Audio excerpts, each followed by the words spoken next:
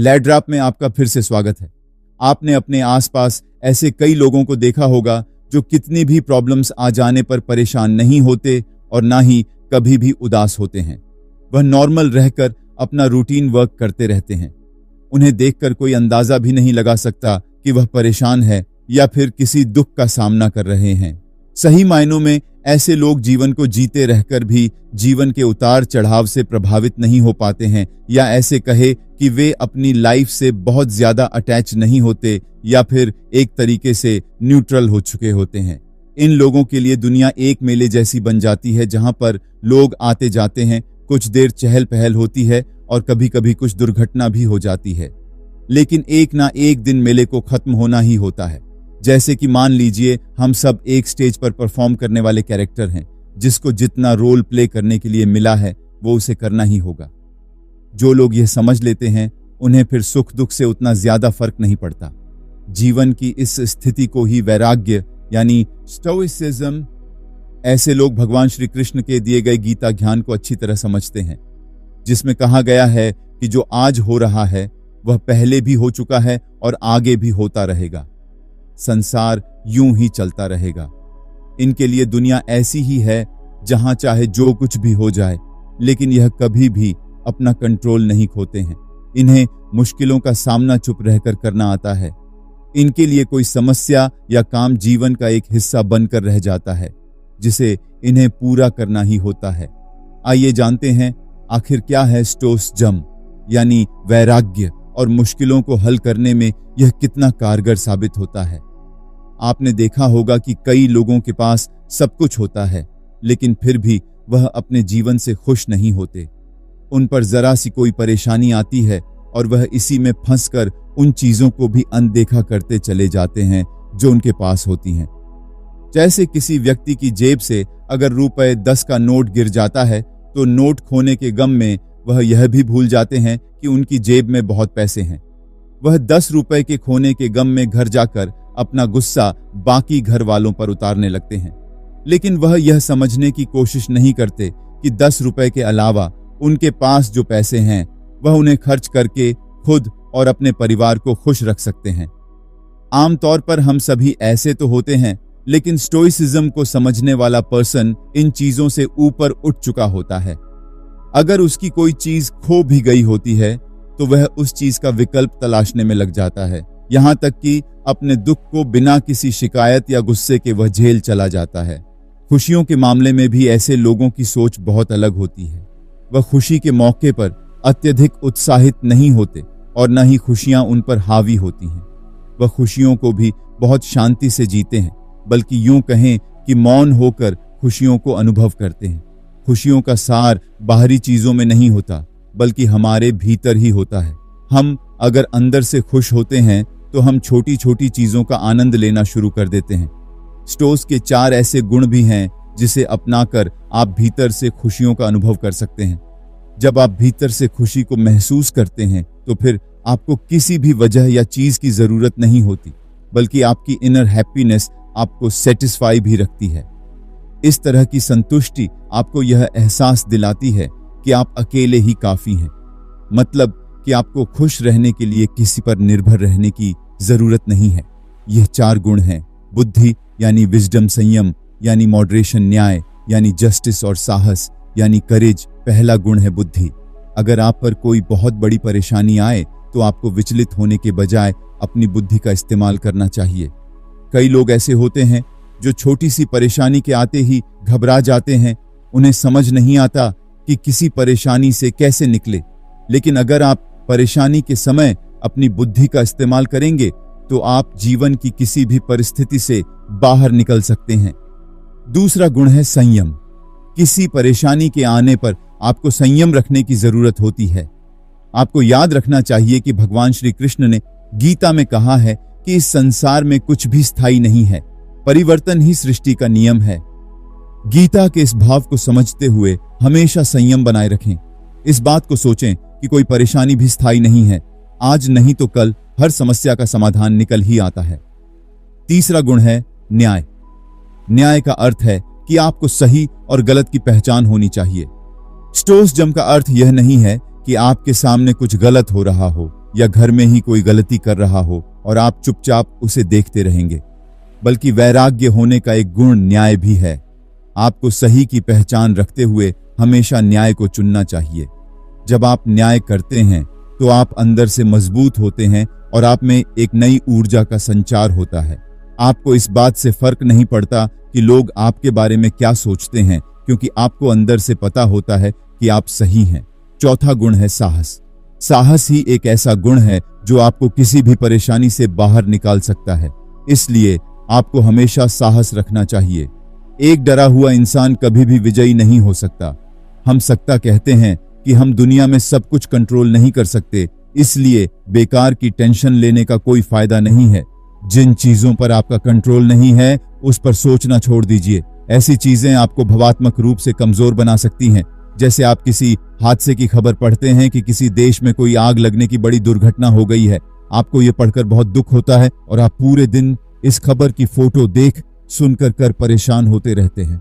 अब ध्यान से सोचिए, क्या क्या आपके परेशान होने से इस घटना को टाइम मशीन से रोका जा सकता है, या फिर जो भी नुकसान हो चुका है क्या इसकी भरपाई हो सकती है?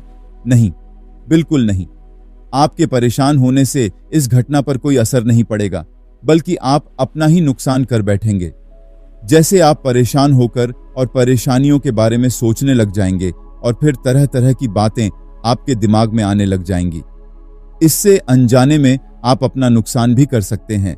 इससे अलग अगर वैराग्य हो चुके व्यक्ति की बात करें तो उनकी मानसिकता ऐसी होती है जहां उन्हें पता होता है कि क्या चीज उनके हाथ में है और क्या नहीं। मतलब कि उनका कंट्रोल किन चीजों पर है और किन चीजों को वह कंट्रोल नहीं कर सकता।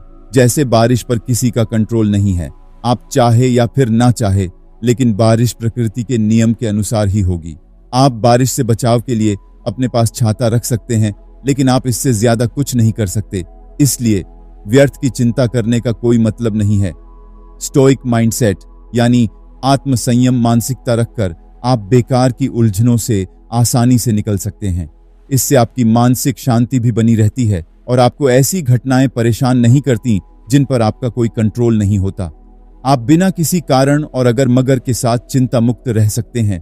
तो अगर आप भी वैराग्य इंसान की मानसिकता को अपनाना चाहते हैं तो सबसे पहले इस बात का फर्क करना सीखें कि किन चीजों पर आपका कंट्रोल है और किन चीजों पर आपका कंट्रोल नहीं है। जिस दिन आप इस बात को समझ जाएंगे, कोई घटना आप पर हावी नहीं हो पाएगी। आप किसी घटना को कंट्रोल नहीं कर सकते, बल्कि आप केवल अपनी जिम्मेदारियों, विचारों और फैसलों को ही कंट्रोल में कर सकते हैं।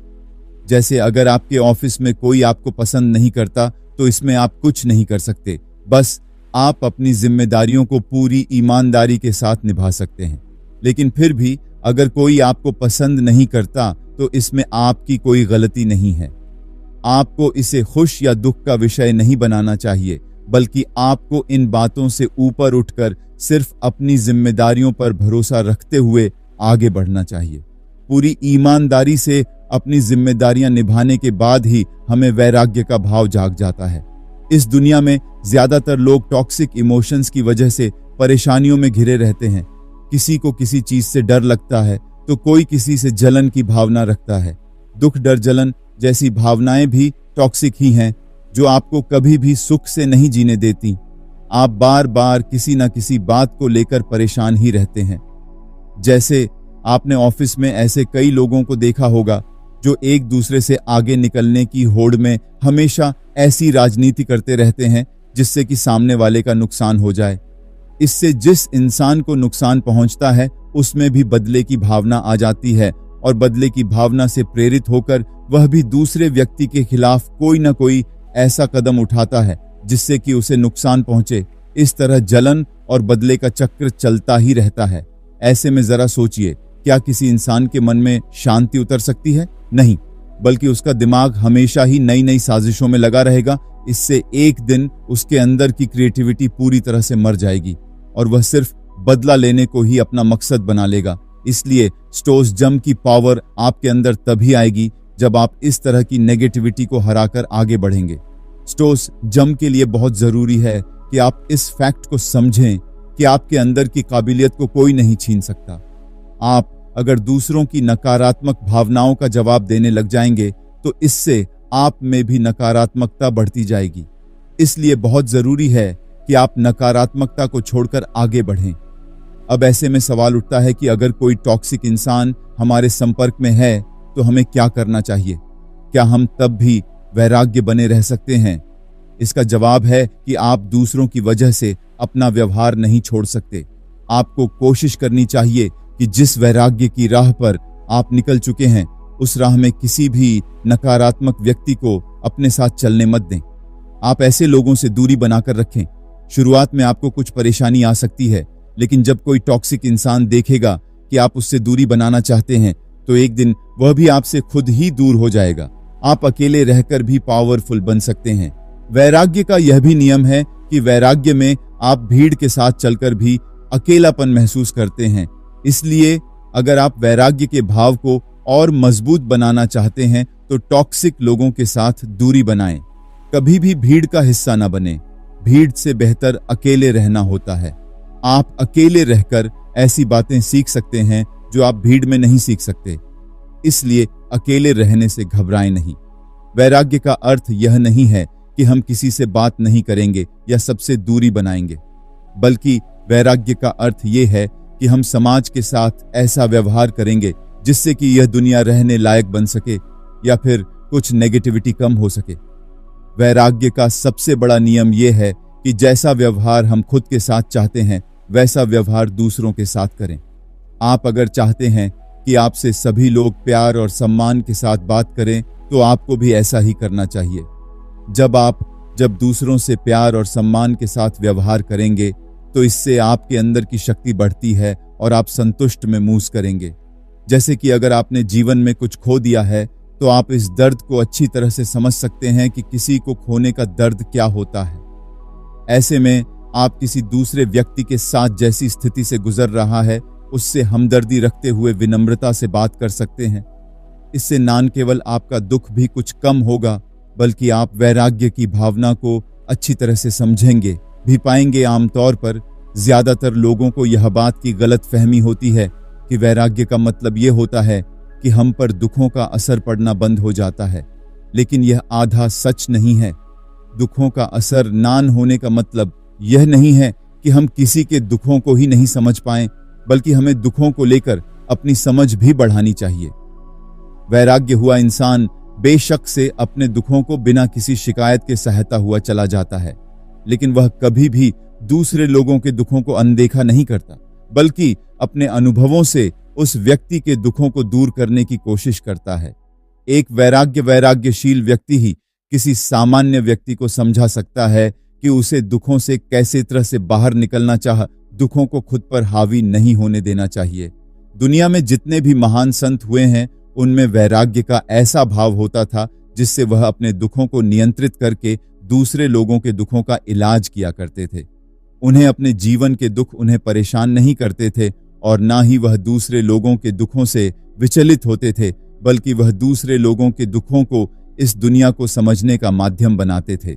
देखा जाए तो एक वैराग्य इंसान वह नहीं है जो दुख महसूस नहीं करता है, बल्कि एक वैराग्य इंसान वह है जो दुखों के सागर में डूबे रहने के बावजूद भी विचलित होकर बचाव की पुकार नहीं लगाता। वह खुद ही तैरकर दुखों के उस सागर से निकलकर बाहर आता है। फिर कोई दूसरा दुख आने पर फिर से वह उसी शांति के साथ दुखों के सागर से फिर से वापस लौट आता है। उसमें दुखों का सागर पार करने का एक ऐसा गुण आ जाता है जो आम इंसान में नहीं आ पाता है। तभी वैराग्य एक ऐसी शक्ति है जो आपको एक ही बार में जीवन के कई आयाम समझा देती है। आप भी अगर दुखों को काबू में करने की महारत हासिल कर लेते हैं, तो आप वैराग्य होकर भी इस संसार का हिस्सा बने रह सकते हैं। बस फर्क सिर्फ इतना है कि आपको सांसारिक दुख परेशान करना बंद कर देते हैं और आप बिना किसी शिकायत के जीते चले जाते हैं। आपने ऐसे कई लोगों को देखा होगा जो लोगों के बीच अपनी इमेज बनाकर रखना चाहते हैं। अगर कोई उनकी काबिलियत की तारीफ कर देता है तो उन्हें इससे बहुत ही सुकून मिलता है, लेकिन वैराग्य का नियम कहता है कि आपको अपनी काबिलियत या बुराई दुनिया से सुनने की जरूरत नहीं है। आपको अपने मन में पता होना चाहिए कि आप कहाँ गलत हैं और आप खुद में सुधार करने के लिए क्या क्या कर सकते हैं। आपको अपनी काबिलियत खुद पता होनी चाहिए।